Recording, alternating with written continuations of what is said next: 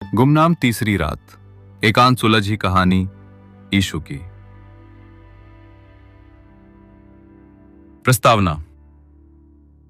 यीशु मसीह की सूली के बाद बाइबल कहती है कि तीसरे दिन वो पुनर्जीवित हुए। लेकिन किसी ने कभी ये नहीं बताया कि वो 2 रातें कैसी थीं। और वो तीसरी रात जब पत्थर हटाया गया उससे कुछ घंटे पहले क्या सचमुच कब्र में सिर्फ शरीर था या कुछ और? कहानी। रात का तीसरा पहर था। कब्र पर गहरा सन्नाटा था, लेकिन भीतर एक रोशनी जाग रही थी। पत्थर के नीचे बंद शरीर से अलग एक आत्मा, यीशु की आत्मा, स्वर्ग और धरती के बीच लटक रही थी। उस रात यीशु अकेले नहीं थे। एक अजनबी आत्मा उस कब्र के भीतर प्रकट हुई। वो कोई शैतान नहीं था, ना ही देवदूत, बल्कि वो था पहला इंसान, आदम।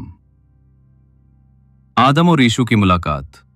मैं वो हूं जिसके कारण सब गिरा और तू वो है जिसके कारण सब उठे, आदम बोला।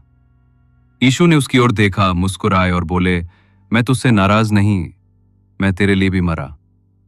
उस कब्र में जो सिर्फ एक पत्थर की दीवार थी, 2 युगों का मिलन हुआ। तीसरी रात का रहस्य। वो रात सिर्फ पुनरुत्थान की तैयारी नहीं थी, वो मानव इतिहास के सबसे गुप्त संवाद की रात थी, जहां पहली गलती और अंतिम मुक्ति ने एक दूसरे को क्षमा किया।